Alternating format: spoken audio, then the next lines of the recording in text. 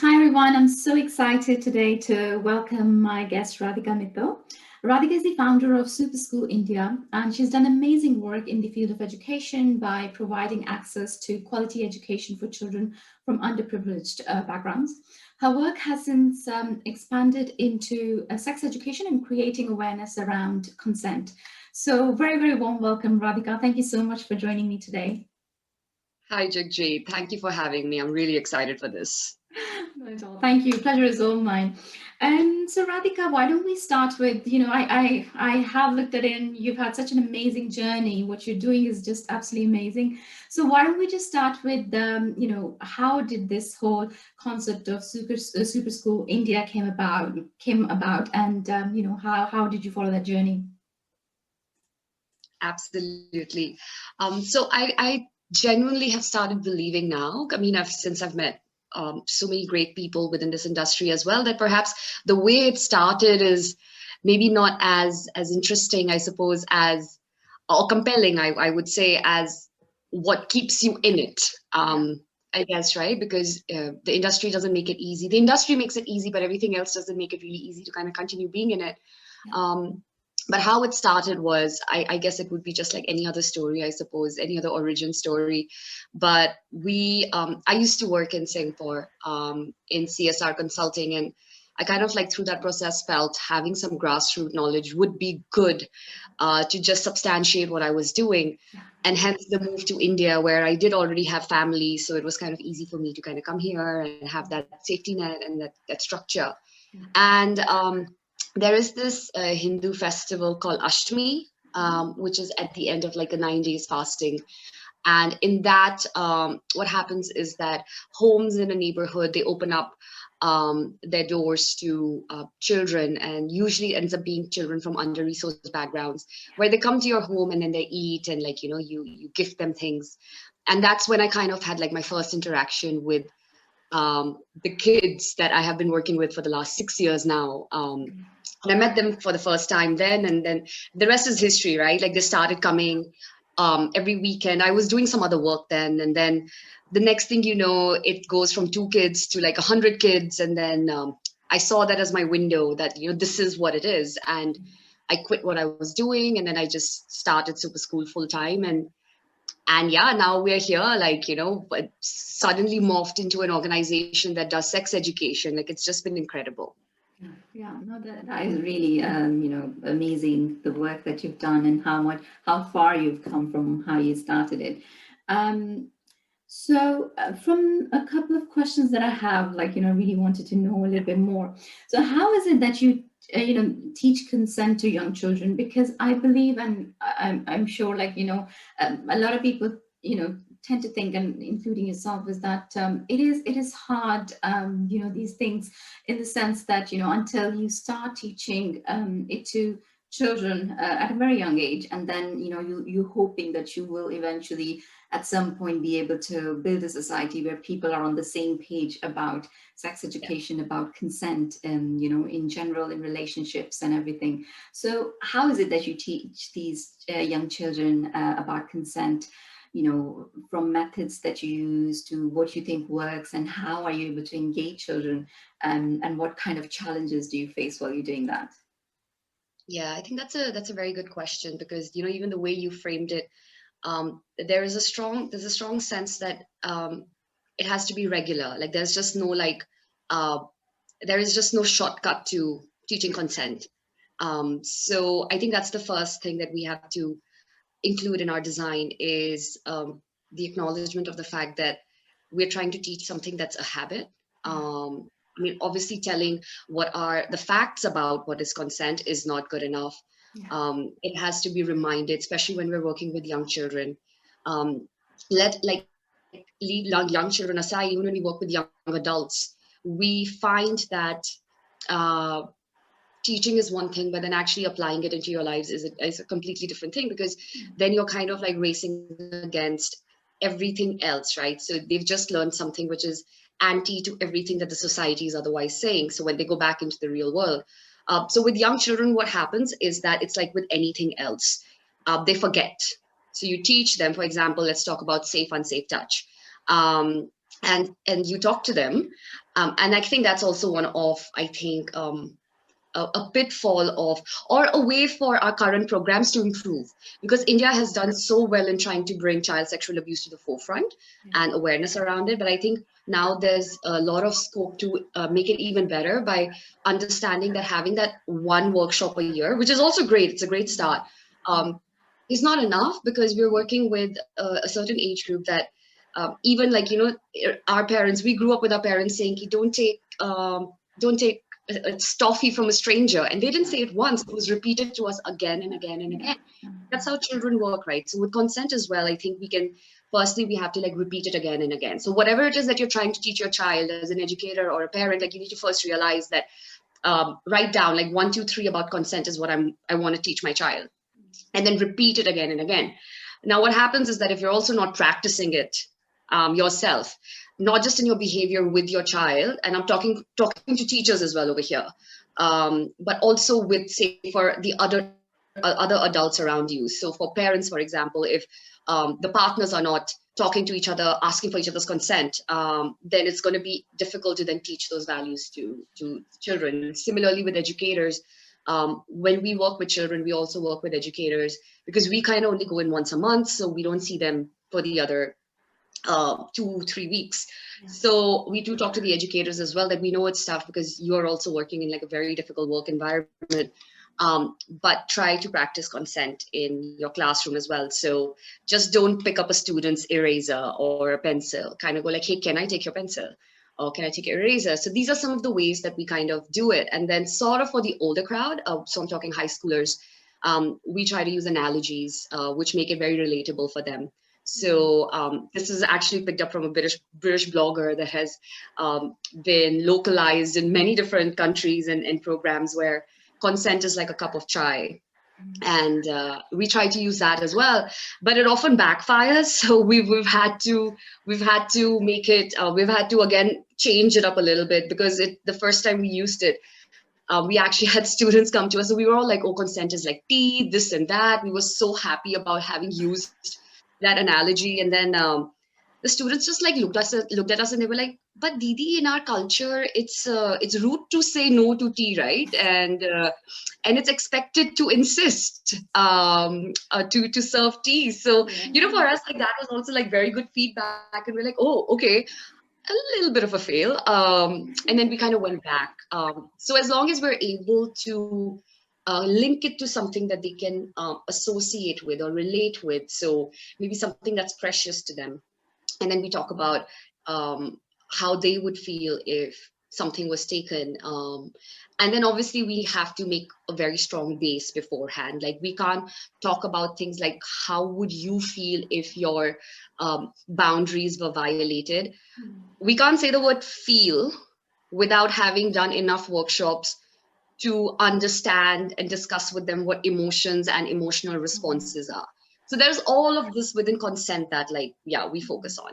Okay, no, very, very interesting. And I read somewhere about how you actually, kind of expanded onto sex education and consent. So tell me about that story. So what had happened that, kind of made you think about it and, try to implement this into your curriculums as well? Absolutely. I think what anybody in development always feels, and not just development, I think everybody that lives in India, and even I think Indians even living outside of India, for example, there is this very strong worry that we all feel, and like a burden almost, that India is very unsafe for many genders, right? For anybody who's not a cis male, cis hetero male, it's a very tough place to be. So I think we were all also operating in that general atmosphere that we understand that the rape cases are on the rise and whatnot. And then, like I said at the start, we had started working with like these 100 kids. And those were just the 100 kids that we were working with at that point. And we were working on some other area of spoken English. And these kids came to us when they really were like just at the cusp of puberty. And then we saw them kind of enter that phase. And I think that was the second thing that added to what eventually caused us to start. And then we saw the kids kind of go into that, and then you can start seeing like the gender divide starting to happen, the discomfort. the teasing, right? Like about light skin, dark skin, height, facial hair, like all of that stuff started, right? Society really started to show, society's bad conditioning really started to show. At the same time, we knew nobody was talking to them. But really, the push came when one of our students was sexually harassed on her walk over to the center. And and then her parents stopped her visits to our center, because that is unfortunately the response that we are coached to sort of give, right? It could happen to any one of us. I kind of feel like if something happened to me as well, my parents would also just be like, their immediate response would be, don't go. um so we were quite like, no, we need to do something, let's have like a community walk, let's do something about this, just to ensure that like at least that walk over is safe for our students. And at this point, some of our other students said something that I still kind of just feel like, oh my god, like had they not said that, like this program would have never started. They quote unquote, they said, and I'll translate it into English, that don't think of her as such a innocent girl, but if she turns around and smiles at these guys, then obviously they're going to harass her. And I think that's kind of like, in that moment I realized that I can't even be angry with them. This is the conditioning they've grown up in. And yet at the same time, it was one of those like feelings that, what are we doing? What is the point of doing anything at all with anybody, whether they're from affluent families or they're from under-resourced families? What's the point of doing anything at all if we're not preparing our children and youth, um, to give them the tools on how to have healthy gendered interactions? And I think that's really where we kind of were like, okay, we need to do something for these 100 children. And that's how the program was born. Yeah, really interesting. So, and the moment you started, so the thought came, and you were like, let's just, do this. This is so important and and crucial. So, what was the response like that you received in the beginning? Of course, you expect, like, they are, young children, slightly, in the puberty, and Yeah. like, so what was the response like? You can assume it was a bit awkward, but like, how did you get past that to get to a stage where you were, like, okay, we've broken the, hit the ground now, so Yeah. let's do it. Yeah. It wasn't awkward for sure. And there could be many reasons for that. Firstly, because these are students we've already been working with, so we already have a rapport with them. So when we introduced that content, it was, sure, there was a little bit at the start, like, what's happening, but even so that's where workshop module design, it all comes down to the design of the program. So it was very game based, activity based, interaction based. The scripts were very carefully designed to make sure that the way we involve the students, we never ask them questions that would cause them discomfort. So the pieces of information that we know, we're still trying to remove the taboo and stigma around. We would say it ourselves. We would not ever put any student in a place that would make them uncomfortable. So that was another thing that we were very mindful of, never making them uncomfortable. So that even if and every student had the full liberty to leave whenever they had to. So I think it what happened was, we know the students, so they were very comfortable with us. Two, our content was very sensitively designed. And three, I think the fact that students responded so warmly to the content was testament to the fact that how much they wanted this information, and how much they were being able to solve about their own lives, or make sense of their own lives, or things that were happening to them. And so that's honestly, like, we've also then gone on to work with schools that we've never met the students. And even then the response was really positive. That said, we never start our intervention directly with the sex education workshop. So we're new faces, we're new people. Um, what we do is, we have like, our entire program is divided into 3 sections for a whole academic year. And in the first section, we have non-sex education related workshops. So it's every base that we need to create. So we talk about emotions and empathy, and maybe drug use and abuse and everything. So we build up the base over there with peer pressure and everything, with a few examples here and there that are related to gender safety and gender respect. But overall, it's just like very um, normal non-sex ed content. Yeah. And then once we've built sort of like a rapport with the students, then we start introducing Yeah. snippets of it. So yeah, we have to be careful with that as well, because they need to trust us Yeah. Yeah. for these workshops to be successful as well. Yeah, yeah, absolutely. And I don't know what the situation is right now there, Radhika, in India with schools.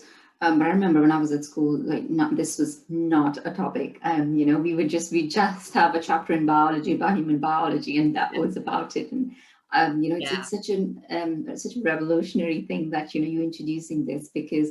It's just unbelievable that we create such taboos around things which you when you get more yeah. aware about what's going on in the world and like outside of it, and then you realize like it's not fair on children, right? It's really not fair. And have you ever had given sometimes that our society can be slightly closed off about it, have you had any Yeah. kind of resistance from the families, or anyone like Yeah. from children's family? How did you deal with that? So we've had resistance. So we've also been very lucky because we've and then made it a mindful decision to do that. But we've been very careful who we partner with. Yeah. So because it is a high cost program, and then once we kind of start something, we really want to see it through. So we're very careful who we partner with, because it really then shows how well we're able to use our donor money as well, right? So we don't ever go directly into community, for example. So if it's a completely new community, we don't go directly into it. We partner with somebody or NGO or somebody, a government department that already has either authority um, with the community, in a sense that if they say you have to come for 10 sessions, then they will turn up. Or on the other hand, we work with NGOs that have a rapport with that grassroots that they're working with. So that's one thing that helps us, because then they become the buffer between us and then the parents or whoever else, the principal, if they have a problem. So our partners have been incredible in that sense, that they have really buffered us from it. So that's another thing that we kind of like put it all out on the table when we start, that maybe we should talk to all the stakeholders, let them know that this is sort of what we're doing. Yeah. And without going too much into the detail, obviously, of things. And Yes. so that's one thing that has helped us. Two, in the scenarios that we did receive a lot of like pushback, say from parents or other teachers or principals. Um, yes, there have been times where we've had to drop classrooms, and been the most that's really just been the most disappointing thing, because you kind of feel like you left information halfway with the Yeah. students, and you Mhm. you're basically just their curiosity has now is there, but we're not there to answer their queries. So in those scenarios, yes, we also can't push too much, because then we're really at the risk of sort of maybe losing the other classrooms for that matter. So we have to kind of let it go. Yeah. um, or we then sort of make people sit down. During COVID, it's gotten obviously tough to then manage stakeholders. Yeah. Also, what's happened during COVID is that kids are at home. I don't know what the situation is right now there, Radhika, in India with schools. But I remember when I was at school, like not this was not a topic. We just have a chapter in biology about human biology, and that was about it. And Yeah, it's such a revolutionary thing that you're introducing this because it's just unbelievable that we create such taboos around things which when you get more yeah, aware about what's going on in the world and like outside of it, and then you realize like it's not fair on children, right? It's really not fair. And have you ever had given sometimes that our society can be slightly closed off about it, have you had any yeah, kind of resistance from the families, or anyone like yeah. from children's family? How did you deal with that? So we've had resistance. So we've also been very lucky because we've and then made it a mindful decision to do that. But we've been very careful who we partner with. Yeah. So because it is a high cost program, and then once we kind of start something, we really want to see it through. So we're very careful who we partner with, because it really then shows how well we're able to use our donor money as well, right? So we don't ever go directly into community, for example. So if it's a completely new community, we don't go directly into it. We partner with somebody or NGO or somebody, a government department that already has either authority um, with the community, in a sense that if they say you have to come for 10 sessions, then they will turn up. Or on the other hand, we work with NGOs that have a rapport with that grassroots that they're working with. So that's one thing that helps us, because then they become the buffer between us and then the parents or whoever else, the principal, if they have a problem. So our partners have been incredible in that sense, that they have really buffered us from it. So that's another thing that we kind of like put it all out on the table when we start, that maybe we should talk to all the stakeholders, let them know that this is sort of what we're doing. And without going too much into the detail, obviously, of things. And so that's one thing that has helped us. Two, in the scenarios that we did receive a lot of like pushback, say from parents or other teachers or principals. Yes, there have been times where we've had to drop classrooms, and that's really been the most that's really just been the most disappointing thing, because you kind of feel like you left information halfway with the students, and you basically just their curiosity has now is there, but we're not there to answer their queries. So in those scenarios, yes, we also can't push too much, because then we're really at the risk of sort of maybe losing the other classrooms for that matter. So we have to kind of let it go. Or we then sort of make people sit down. During COVID, it's gotten obviously tough to then manage stakeholders. Also, what's happened during COVID is that kids are at home.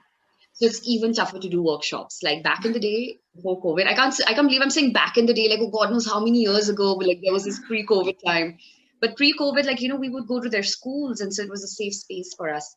And we've also had students come to us and say, kind of like, we really like the fact that you come and do these workshops. And our parents sort of know, obviously, like that we're getting workshops on gender safety and everything, but they were like, we kind of also hope that they don't come to know the full extent, because then they will definitely like raise a ruckus, but we don't want you to stop coming. So I guess there's also this realization with students, especially the older ones that we work with, that they also need to like be smart about it. Like they also shouldn't be like going home and like divulging everything, and like so we kind of like, we've heard those things as well. And then we always tell them that, like, what, like all permissions were taken to kind of like do all of this. But yeah, there have been times, but not so much from parents, I'll be honest. It's more so from like school department, school management. Okay, yeah, it's a tough one, isn't it? But yeah, the amount of progress you've made, I'm sure it will become much smoother going forward. And the next question would be, in this whole journey, have you ever had any moments when you almost regretted starting this initiative? So many times. I think I get one like once every week. Pretty sure. Yes, I have. I think those moments come when because I jumped into doing this very young. And I think those moments of regret come more so from what I feel are my shortcomings as a development professional. So I think that's when I kind of feel that sense of regret, that perhaps I could have not jumped into it so quick and maybe gathered those skills. So yes, those moments of frustrations are more so from more stemming from myself. And other times, obviously, like I get really frustrated when we don't, the people that we're working with, and I've stopped saying people that we're working for, because, we're not, I think that happens when you have a mindset shift from the fact that you're doing something for them, and then you have like this expectation that like you expect something back. But I think once you kind of like have that mindset shift that this is an equal partnership, and you stop calling them beneficiaries or whatnot.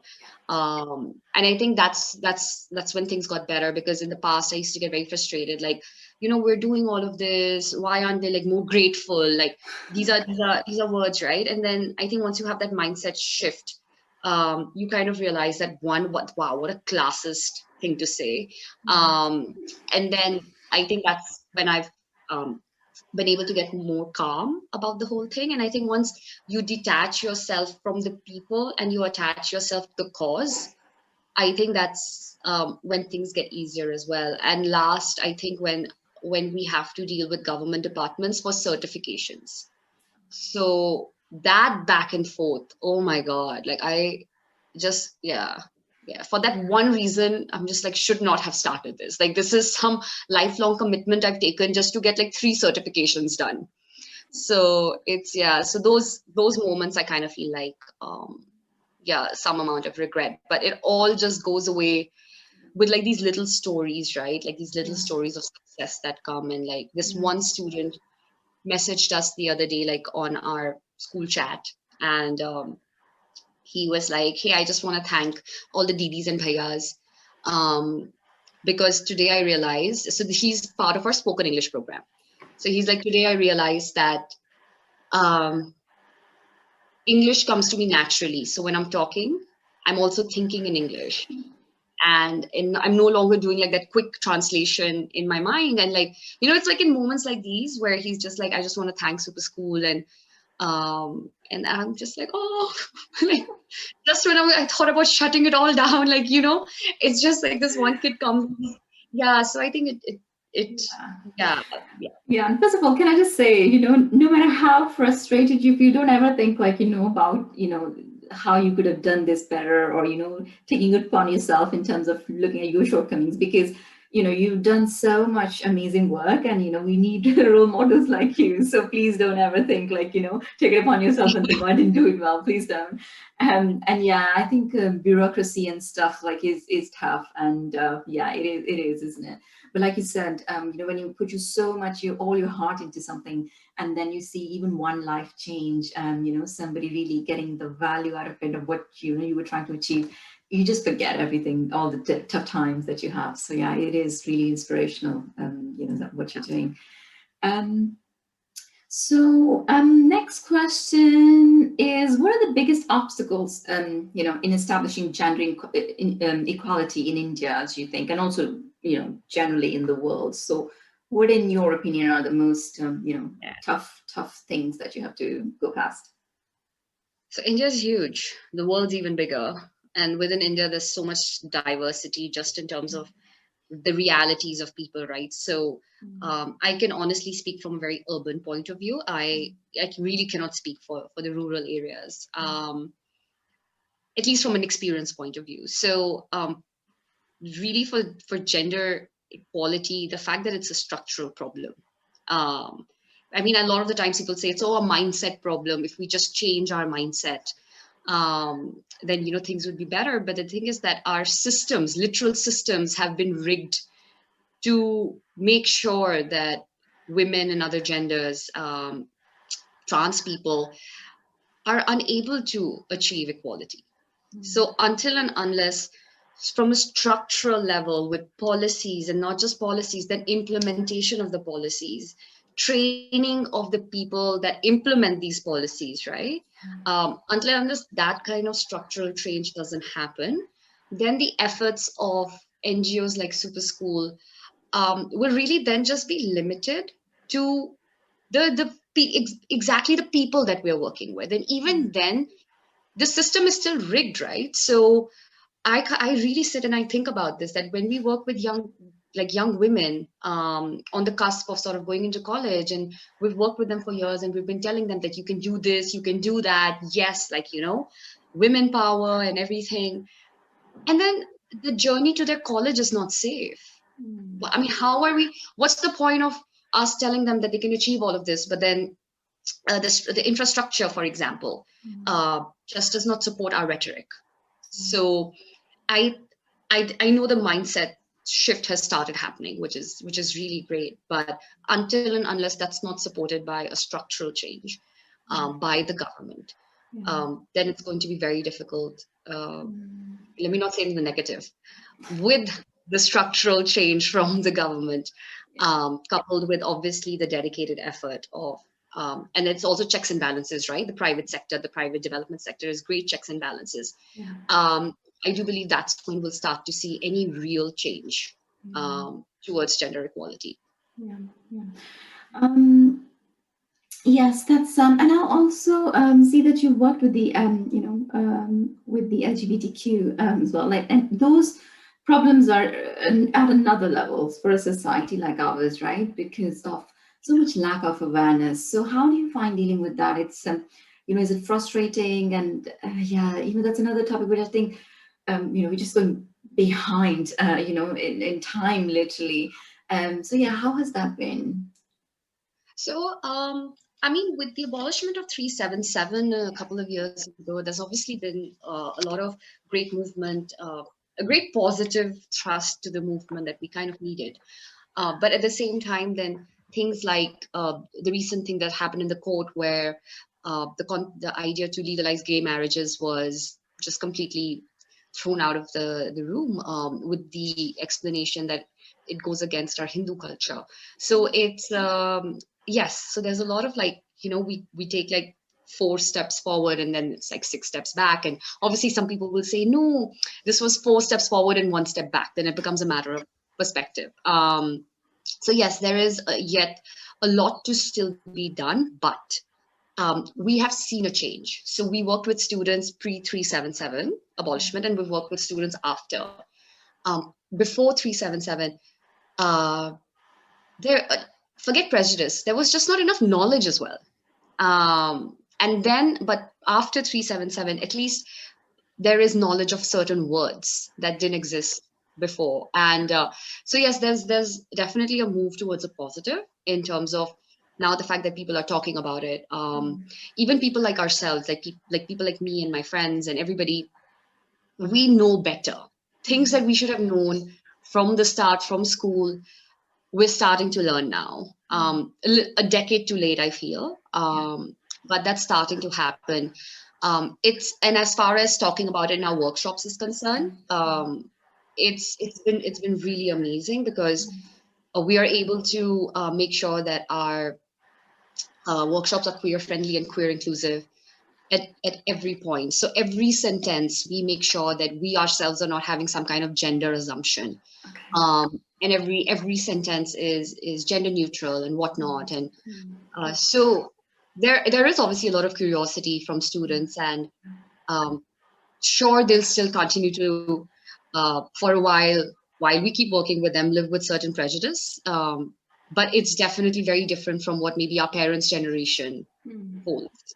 So it's interesting to work and to talk about this cause with students, especially students that are cisgender and heterosexual, most likely. So it's